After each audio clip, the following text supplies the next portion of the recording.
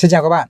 Sau khi sạc đầy thì hôm nay chúng tôi sẽ thử chiếc E34 đầy pin đi trên cao tốc xem quãng đường đi được là bao nhiêu. Hiện tại thì các bạn có thể nhìn thấy trên màn hình đây. Ô đô của chiếc xe 237 km nhé. Và phần trăm pin là 99%. Như các bạn đã thấy ở video trước thì khi mà sạc 99% sau khoảng mười mấy phút ấy, thì 15 phút, gần 15 phút gì đó thì cái bộ sạc nó tự động ngắt điện. Đấy. Và không có con số 100%. Đấy. Và nhiệt độ ngoài trời đang là 24 độ. Tôi sẽ bật điều hòa ở mức 24 độ và mức quạt gió số 1. Và bây giờ là tôi bắt đầu nhấn để khởi động.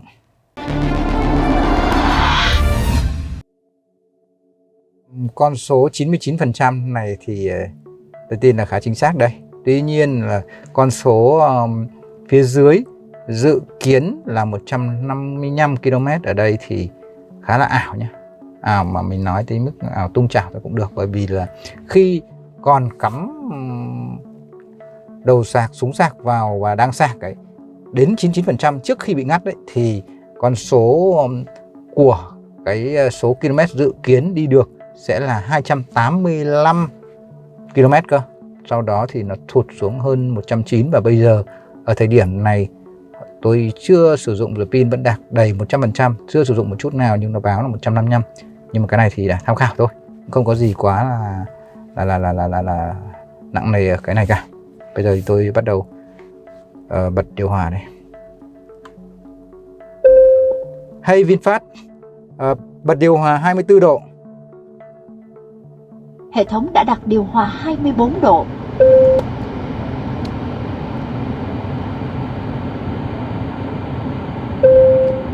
Mức quạt gió số 1. Anh chỉ có thể nói các câu lệnh như quạt gió đang bật hay tắt, hoặc quạt gió đang ở mức bao nhiêu. Quạt gió mức 1.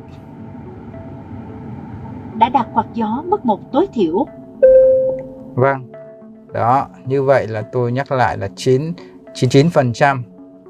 Nhiệt độ ngoài trời đang là 24 độ. Bật điều hòa, Xin vui quạt lòng gió nhắc lại câu lệnh của anh chị. và nhiệt độ là 24 độ. Tôi bắt đầu di chuyển. Rồi. Ra Lê Trọng Tấn và con đường tôi đi là ra đại lộ Thăng Long. Lúc sạc đầy pin mà khi mà pin tự ngắt đấy thì tôi có rút súng ra rồi sau đó có thử cắm lại, thì một lúc sau thì pin vẫn cứ duy trì ở mức 99% và lại tự ngắt lần nữa. Có nghĩa là trước mắt là tôi không thể nhìn thấy con số pin 100% dù sạc đầy cỡ nào. Con số báo ảo quá. Đi vừa khởi động mà đi được mấy km là số báo 151 rồi.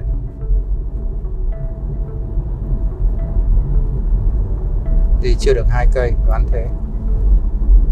Đấy, 238 đi mới được 1 cây. Vâng, như vậy là sau 6 km, bây giờ là 244, là 7 km thì tôi đã bắt đầu chính thức bước vào cao tốc đại lộ Thăng Long, Láng Hòa Lạc đấy. Đấy thì tôi nhắc lại một số cái thông số của xe khi vận hành hiện nay này. Xe đang để ở chế độ tiết kiệm nhiên liệu này, và ô đô là 237 km khi xuất phát, bây giờ là 244 thôi. Nhiệt độ đang là 23 độ ngoài trời. Điều hòa tôi để 24 độ và mức gió số 1, mức gió thấp nhất. Trên xe thì có 2 người thôi, có tôi với bạn quay phim. Vâng, thì bây giờ tôi xuất phát.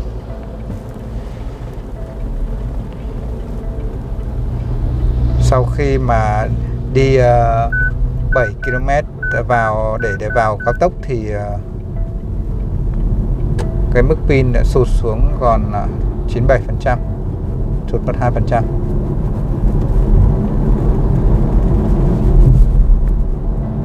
Khi mà chạy trên cao tốc Láng Hòa Lạc, tôi chạy với tốc độ từ 80 đến 100 km/h tùy cái tình trạng giao thông. Đấy, có một cái thay đổi nhỏ nhỏ, các bạn có thể nhìn thấy là cái mức số cây số km còn lại nó đã tăng lên rồi. Thế nên là cái con số mà lúc đầu báo xuống 155 kia hay là 140 mấy khi xuất phát kia thì thôi cứ tạm thời bỏ qua đi. Cái thông số này vẫn chỉ là mang tính tham khảo thôi.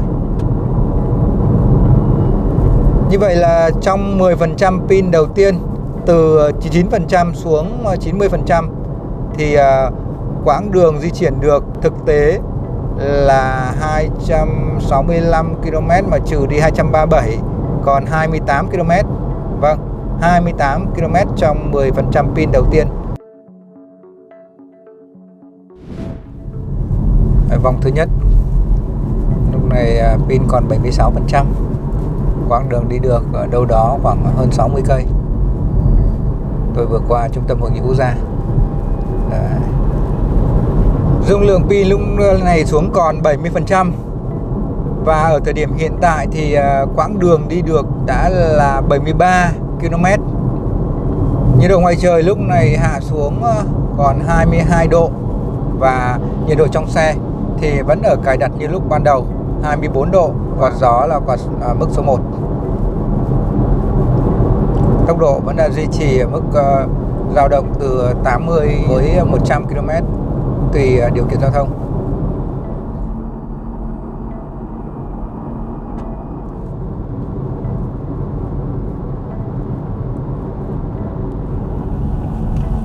Ở được 2 vòng trung tâm hội nghị quốc gia lần thứ 2.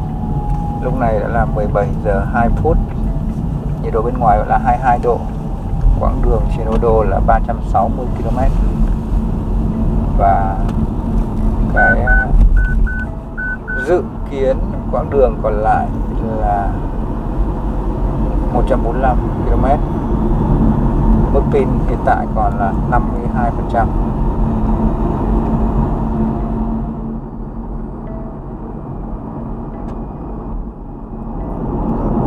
Tại thời điểm này thì dung lượng pin vừa xuống 50% và quãng đường đi được là 127 km. Cái khoảng cách còn lại dự kiến là 132 km. Vâng. Đấy, thời điểm này bây giờ là 17 giờ 6 phút.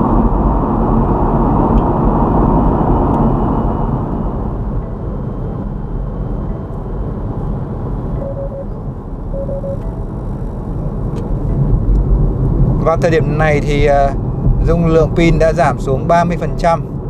Quãng đường đi được lúc này là 174 km. Vâng. Nhiệt độ ngoài trời là 20 độ. Quãng đường còn lại dự kiến là 80 km. Thời gian lúc này là 17 giờ 39 phút. Chính vì lẽ đó tôi đã phải bật thêm cái đèn chiếu sáng. Còn các điều kiện khác vẫn không thay đổi. Chế độ tiết kiệm này, rồi là điều hòa vẫn bật 24 độ, mức gió 1.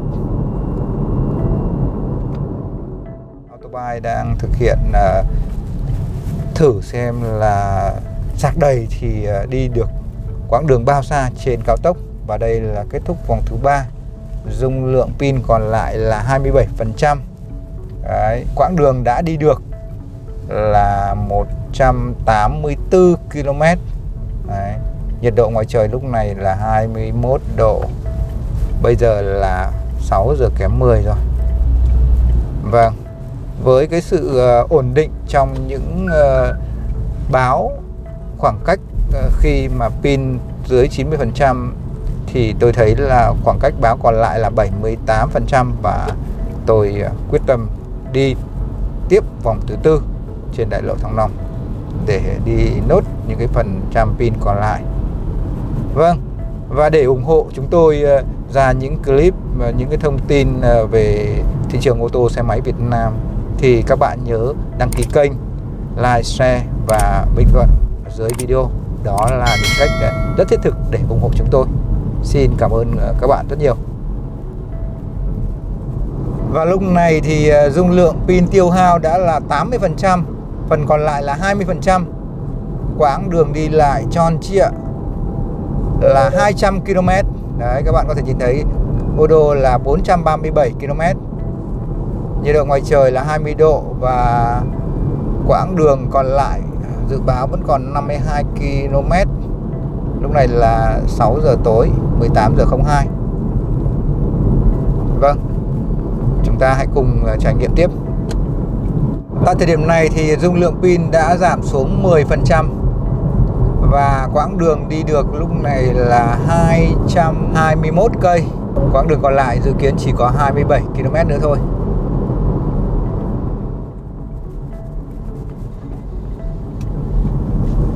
Tại thời điểm này thì dung lượng pin còn có 8%. Thế nên là tôi phải rẽ xuống đường gom. Cũng hơi run run đấy. Quãng đường còn lại là hơn 10 km nữa mới về tới chỗ trạm sạc. Thế nhưng mà dung lượng pin chỉ còn có 8% và quãng đường thì báo là 24 km nhưng mà chưa biết thế nào. Vạch báo dung lượng pin bây giờ đang là màu vàng rồi, cảnh báo rồi. Sắp hết màu vàng thì chỉ còn mỗi màu đỏ mà thôi. Và quãng đường đi được lúc này là gần 230 cây. Đấy.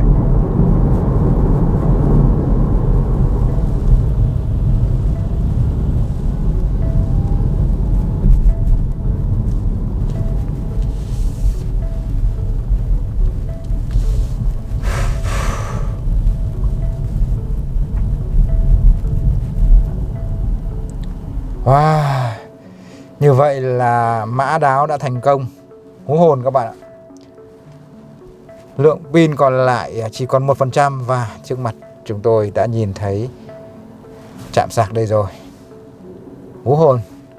Vâng, tôi vừa kết thúc cái hành trình trải nghiệm thử chạy pin E34 trên đường cao tốc với cái điều kiện là chế độ tiết kiệm, bật điều hòa 24 độ, nước gió 1. Đấy. Và sau một thời gian đâu đó hơn 3 tiếng đồng hồ ấy thì tôi đã chạy qua được 241 km. Đấy, 241 km từ mức pin đầy 99% xuống bây giờ còn duy nhất 1%.